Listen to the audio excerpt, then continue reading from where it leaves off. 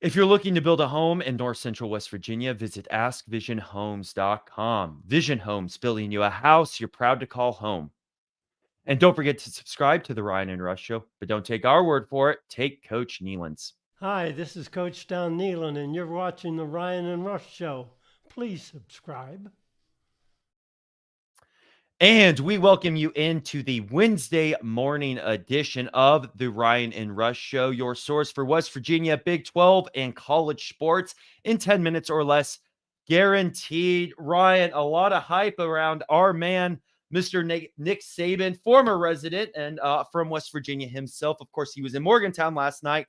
Beautiful picture came out, of course, with him, with Joe Manchin and our man, our athletic director, of course.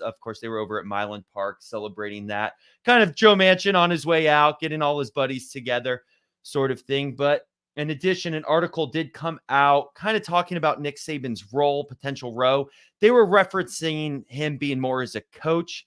I don't think you or I necessarily see that.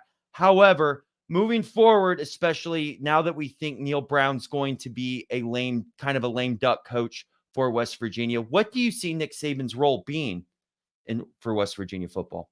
Yeah, great question. And I knew that as soon as that photo got released, that everybody was going to overreact. Oh, he's going to be our next head coach. He's not coaching the Mountaineers, guys. As much as we would all love Nick Saban to coach the Mountaineers for his retirement gig, he's not going to. He got out of the business for a reason. He was tired of the portal NIL era. But he will have a role in that regard. Like you said, he'll have the ambassador role. Obviously, he's got the college game day gig where he's front and center every single Saturday from 9 a.m. to 12 p.m. Eastern on the #1 college football show. And who sits right next to him? Pat McAfee. Two proud Mountaineers.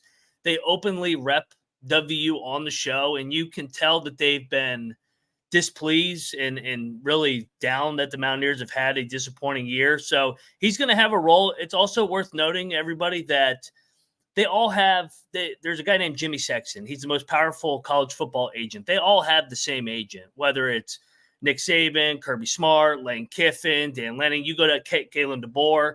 This guy pulls all the strings. They're all connected. So in a way, Saban has been involved in the past with coaching openings because, Jimmy Sexton, if there's a opening at Oregon or Penn State or West Virginia, Jimmy Sexton's going to pick up the call and bounce ideas off Nick Saban. I mean, he's one of the most respected college football names and coaches of all time because of his winning track record. He's got a good gauge on it. Just look at his coaching tree with, like I said, Kirby, Sarkisian, Lane Kiffin, Dan Lanning. He's got all the top guys, and also he goes and sees these guys now every single week. Just this last weekend, he was at Texas, Georgia.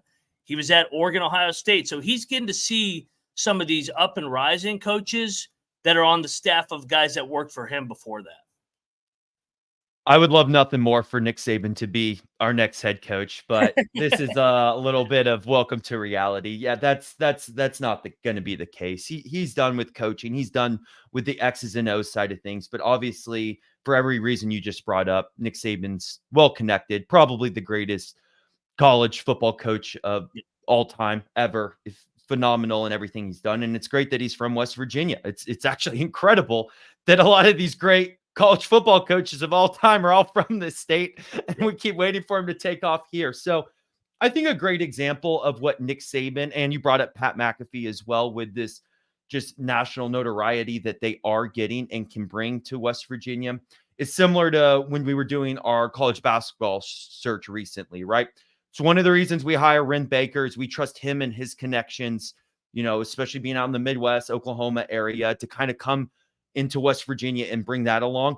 But you also have to tap into these ambassadors, these consultants, these people that have done a lot for West Virginia. So on the basketball side of things, obviously, Missoula, they tapped in his brain, the head coach of the Boston Celtics. Gansey, GM for the Cavs, right? These guys that come from here and getting their take on it, but also using their well-connected resources and networking to, hey, how do we bring this to West Virginia? So I think that's a perfect example of what you were saying with Saban and Pat McAfee.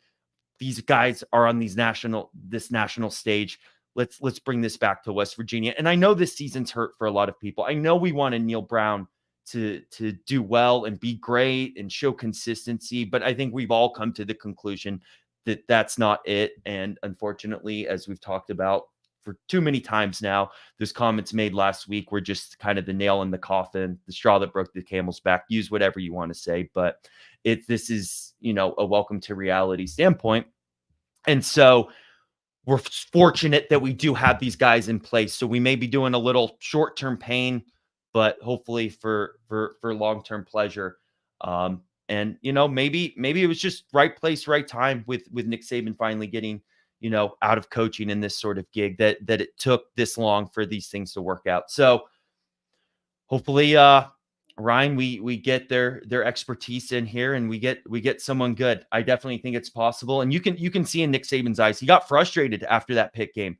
Yeah. And I think now that he has more time to step away from being the Alabama coach and doing the X's and O's, he can put more passion. This is kind of that retirement job for him where, hey, he's been given so much. He can go back to the community that started it all and give back to them. So looking forward to the role that he plays in rebuilding this West Virginia football program. Yeah, and just to make like a simple comparison, like this isn't as big a stage as obviously Sabin and McAfee are, but like when an Akron or one of those MAC schools in Ohio for basketball, Hugs would always get a call because Hugs coaching that league. He's from Ohio. He's an ambassador of that area. So this is kind of what it is with Sabin and McAfee at the WU level. I don't think people realize how fortunate we are to have those two guys. And they're not just on the set. They're the two front and center. They do the Monday through Friday show, McAfee show. That's the #1 rated show on ESPN. And Saban gets a half hour every single Friday. So McAfee and Saban, although completely polar opposite personalities in ways of how they approach things, have gotten close over the last couple of years. And obviously that just helps us. And for them, obviously it's not going to make or break if the Mountaineers are good for them, but they're from there. They're from here. McAfee played here. It's good for their brand if the Mountaineers are playing well and doing well. And for Saban, he was more looking out for maybe his guys that were on his coaching tree in the past. He still will, but he also, I think, wants to get back to the state of West Virginia just because, I mean, once you've made it, you've had the Hall of Fame career that he had, you're always in a more giving mood to give back. And he wants to see the Mountaineers win. Like you said, when they lost to Pitt, you could see it on McAfee and Saban's voice every time the West Virginia game would pop up on the little graphic. It pissed them off. So it's good to have those guys. It's good for the brand, and in the NIL portal era, it's good to have those guys as allies and ambassadors of this great university.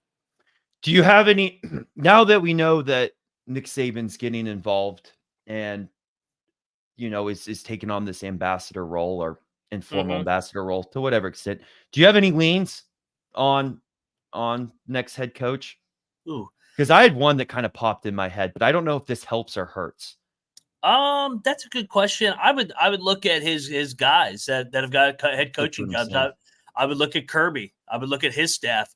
From his staff, Dan Lanning was a not Kirby Smart himself, but his staff. He's not leaving Georgia. Or Lane Kiffin or Steve Sarkisian. But look at the next layer of coaches that Saban goes and sees every single. They all talk. The coaching business is not a secret business, man. They all talk. There's no secrets. I would look at the Oregon staff. I would look at the Arizona State staff with Dillingham coming from that Oregon staff. I would look at Sarkisian's staff in Texas. I would look at Georgia's staff. So in Ole Miss. So those are all trees from the Saban tree. But then, of course, I mean, there is the cat in the hat. Who did McAfee play for? So, I mean, everybody's favorite old coach, Rich Rod. So I'm sure in McAfee loves to pump Rich Rod. So there's a lot of pieces here that we'll talk about in December, but those are just some of the angles that I see developing over here in the next month or so. I think Nick Saban, and I don't know if this helps or hurts. I'm still trying to feel how I feel about this, but it's more that I would love to know what their relationship is today. But Jimbo just came right to my head. And I don't think it's him. Falling out at the end a little bit. I thought they did too. So maybe I don't know. I just thought it's more to be a fly on the wall if those two ever spoke again. So anyway, Thank you, everyone, for joining this morning. We'll talk with you again soon, and let's go Mountaineers. See you guys. Go Mountaineers.